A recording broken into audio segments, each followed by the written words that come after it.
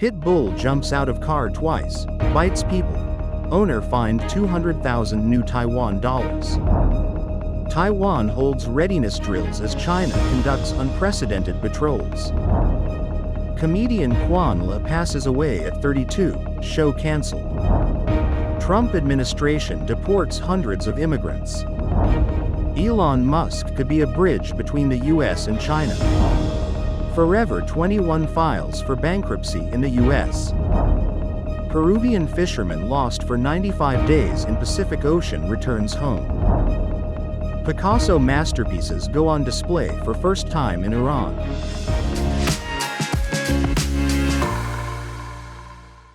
Hello everyone, I'm Oceana. Thank you for joining us on Funday News. It is Tuesday, March 18th, Global Recycling Day, and here are our top stories. In local news, a pit bull in Taipei jumped out of a car twice and attacked people, prompting authorities to fine the owner 200,000 NTD and confiscate the dog. The owner's son apologized for the incidents, acknowledging the public concern caused. Taiwan's military launched a 5-day readiness drill on the 17th, while China conducted 2 military patrols near Taiwan in a single day.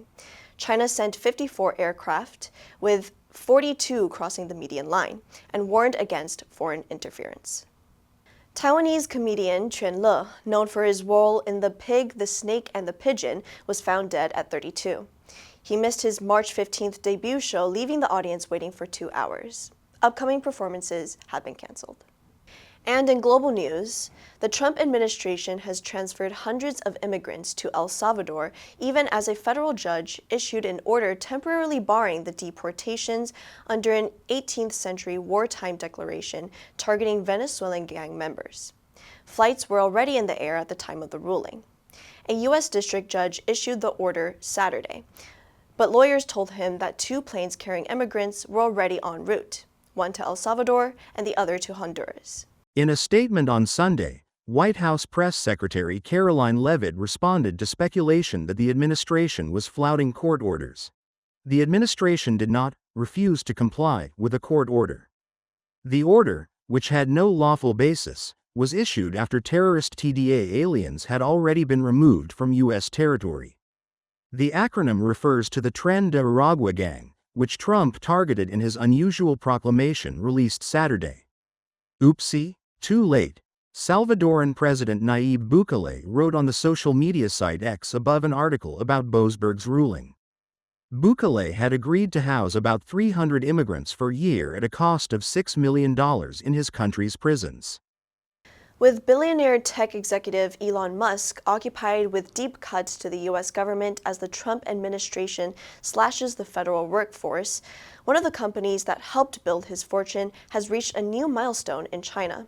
Musk's electronic vehicle maker Tesla now has 2 facilities in Shanghai, along with the nearby Gigafactory, Tesla's first production center outside the U.S. The newly opened $200 million Megapack battery plant is critical to Musk's continued success in China and beyond. The Gigafactory produces 1 out of every 2 Teslas in the world, or about 1 million cars a year. In addition to serving the Chinese market, it exports cars to Europe and other parts of Asia, though not yet to the U.S. Musk's cars have been credited with helping China create an EV industry that now leads the world. In exchange, China has become Tesla's biggest market outside the U.S. Michael Dunn said, "China is absolutely central to the success story of Tesla globally. Take China out of the picture, we have a completely different Tesla." Through Musk's work with his Department of Government Efficiency, or DOGE, he has gained tremendous sway over the U.S. government, even as he retains substantial financial interests in China, which the U.S. considers its main strategic competitor.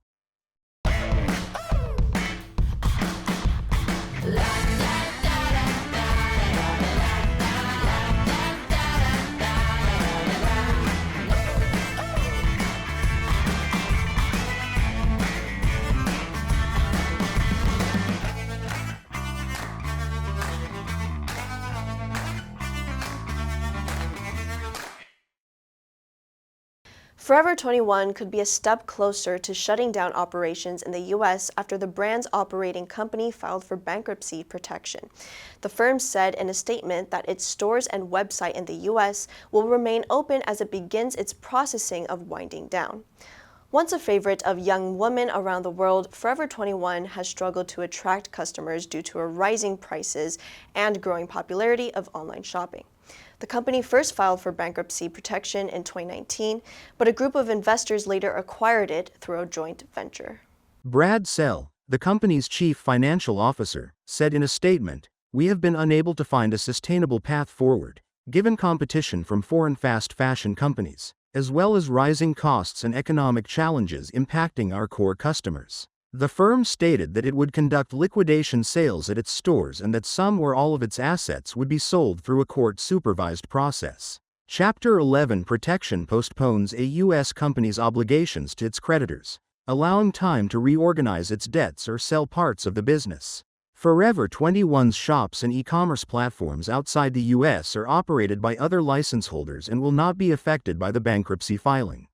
A Peruvian fisherman who spent 95 days lost in the Pacific Ocean, surviving on roaches, birds, and sea turtles, is returning home to his family.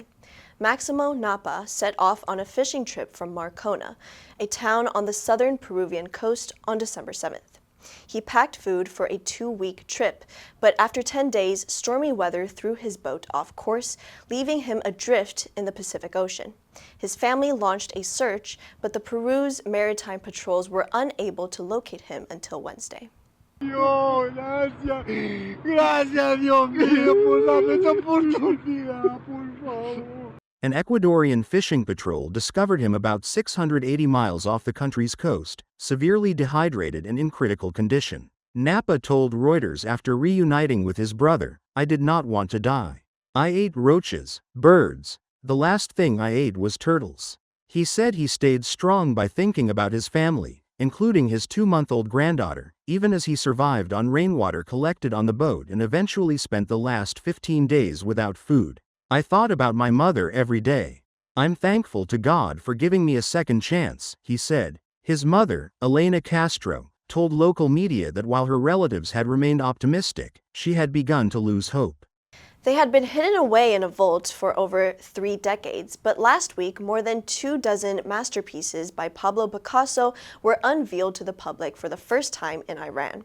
Spanning different periods of the Spanish painter and sculptor's life, the new exhibition at the Tehran Museum of Contemporary Art features 26 iconic works. They are part of a remarkable modern art collection of nearly 4,000 pieces held by the museum in Iran's capital, most of which have remained out of public view since the Islamic Revolution in 1979. Hassan Nufarasti, TMACA's public relations director, said, "The themes of our exhibitions often depend on showcasing part of our collection, and currently, we are focusing on works by Picasso, a name that doesn't need an introduction." Alongside Picasso, the museum displays other works, including paintings by prominent American artists such as Alexander Calder. She added, "Contemporary art in Iran also holds a significant place, deeply influencing our culture and artistic identity." The museum has slowly reclaimed its place in Iran's cultural life, and in 2012, it hosted a first-of-its-kind show featuring works by pop artists Andy Warhol, David Hockney, and Roy Lichtenstein, among others. The answer for yesterday was C, intermittent. The CEO had to deal with an intermittent system that caused delays in processing orders. Did you answer correctly? Now let's delve into today's news. Trump administration deports hundreds of immigrants. Number 1, deportation. 驱逐出境, 遣返. The government ordered the deportation of illegal immigrants. Number 2, speculation. 猜测, 推测. There's a growing speculation that the company will announce a merger soon. Number 3, milestone. 里程碑, 重大事件. Graduating from college is an important milestone in his life. Next, we have a multiple choice question for everyone to practice. Which answer would you choose?